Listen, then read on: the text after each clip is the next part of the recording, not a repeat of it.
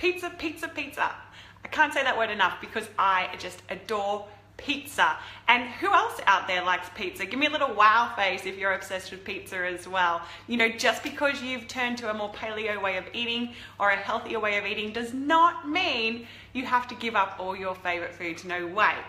I am going to tell you exactly how to make paleo pizza in a minute, but first, for those of you who don't know me, I am Jen Richards, creator of Rumbles Paleo and also our new online healthy cooking school, the Rumbles Lifestyle Hub. And I teach people how to look at real food ingredients and know instantly from memory how to transform them into all their favorite foods that are super easy to make, quick and affordable as well. So welcome to all of you who are coming on live right now.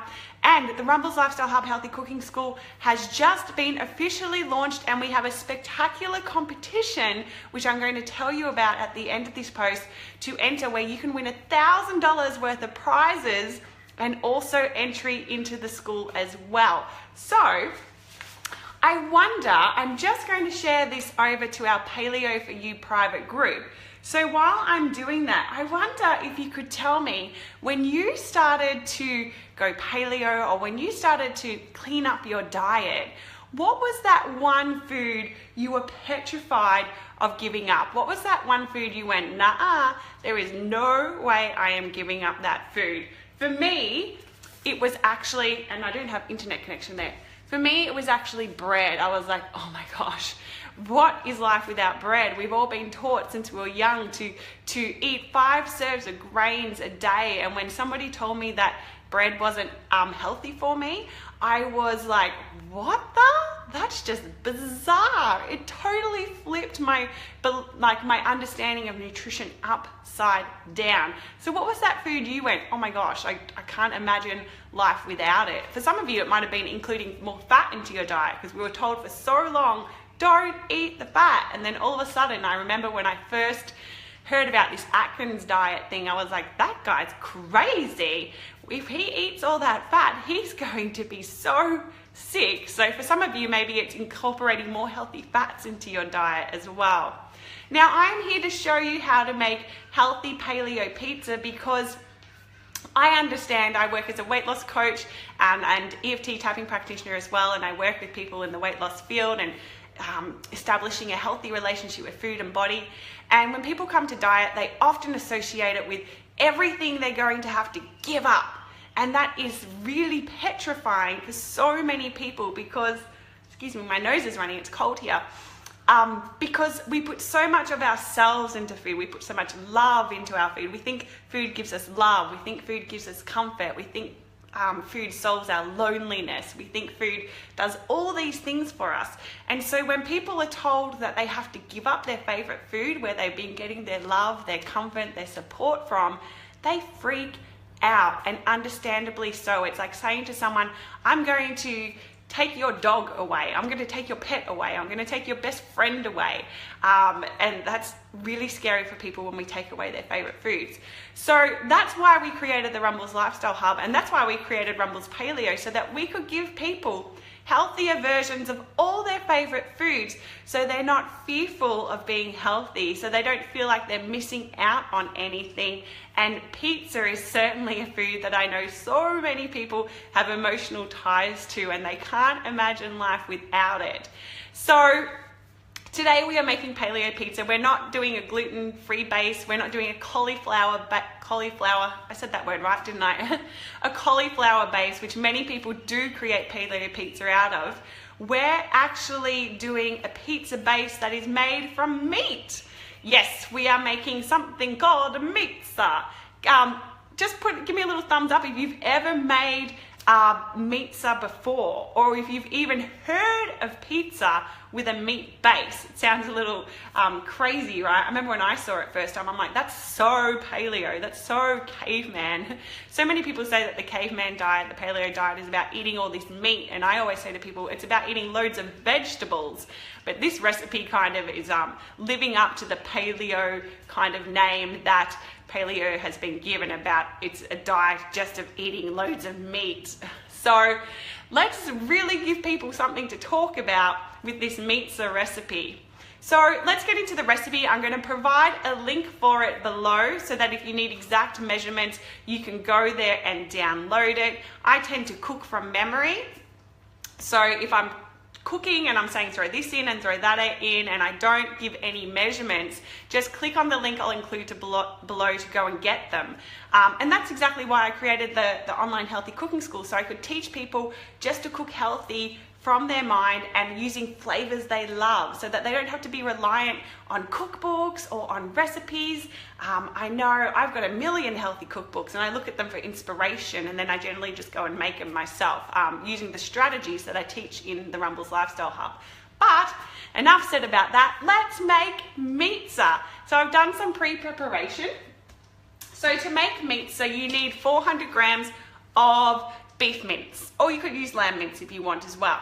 And you're going to pop it in a bowl and you're going to put in some of your favorite herbs and spices. In the recipe I've told you to use oregano or basil, I think it is. And we, inside the Rumbles Lifestyle Hub, we use our Italian herb mix. I teach people in the Rumbles Lifestyle Hub how to work with herbs. So in your mince, you're going to add your herbs. You can add some fresh garlic if you want. You could add some diced up onion, or you could use onion or garlic powder as well. Whatever you want to flavor your base with, because this is going to form our pizza base, add that into there. One of the most important ingredients you're going to put in here is some salt. So salt is really absorbent, and what happens when we put the salt in there with the meat, it's going to absorb the moisture and it's going to mean that the meat sticks together.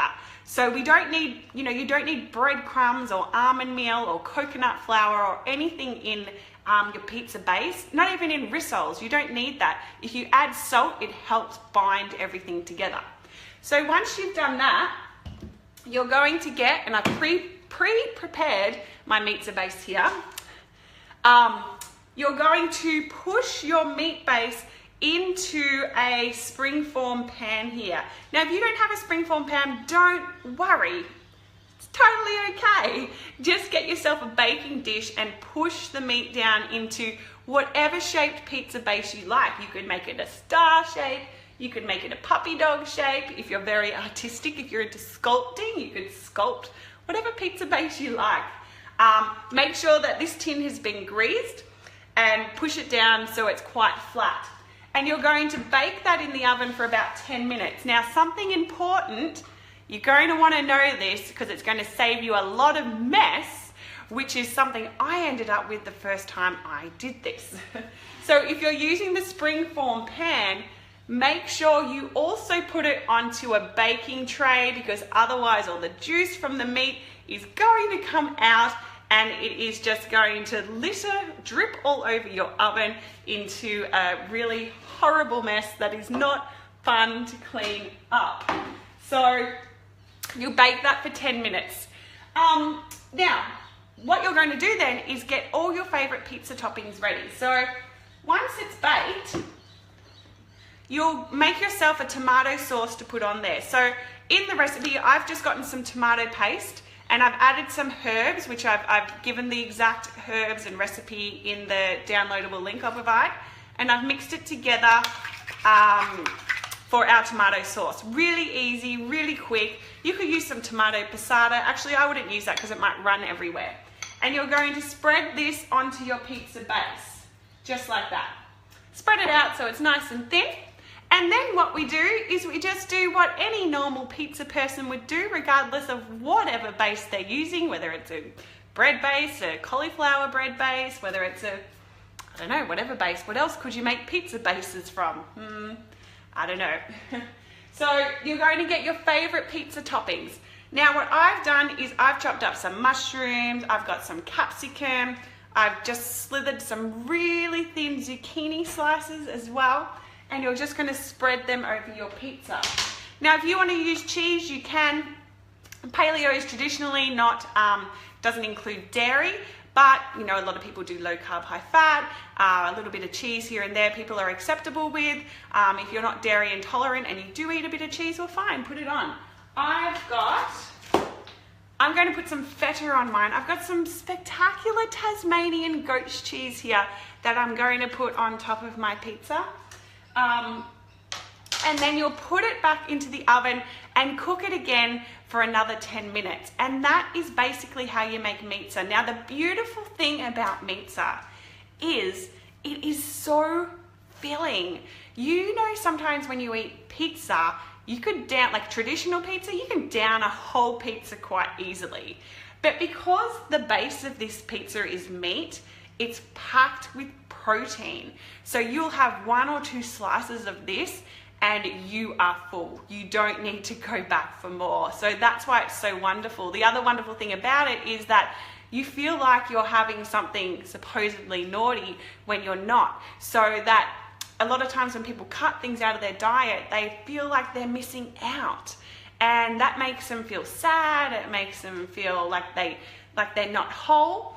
And so when we have this healthier version of a typically naughty food, we don't feel like we're missing out on anything, and we're more likely to eat it, and we're less likely to turn to other junk food later on, because we believe we have missed out. So this is why it's so wonderful to create healthy versions of all your favorite foods, because you get rid of that fear factor that drives people eventually to the foods they think they're missing out on. Hope that made sense.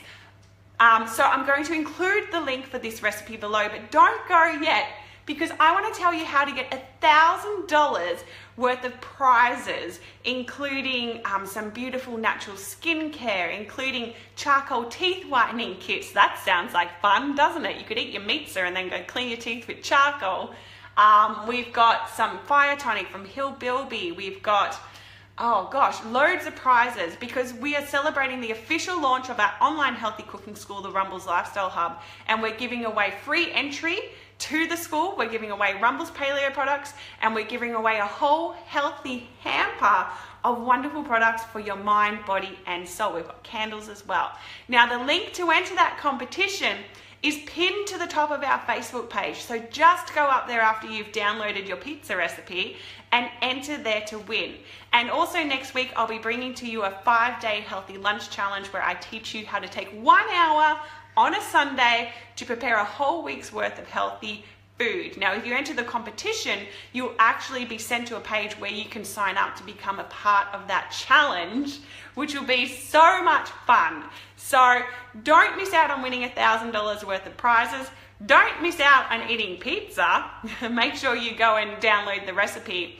And I will be back with you next week to show you some more wonderful, healthy, real food recipes. Thank you for joining. Have a wonderful day. Enter the competition above. See you later, guys.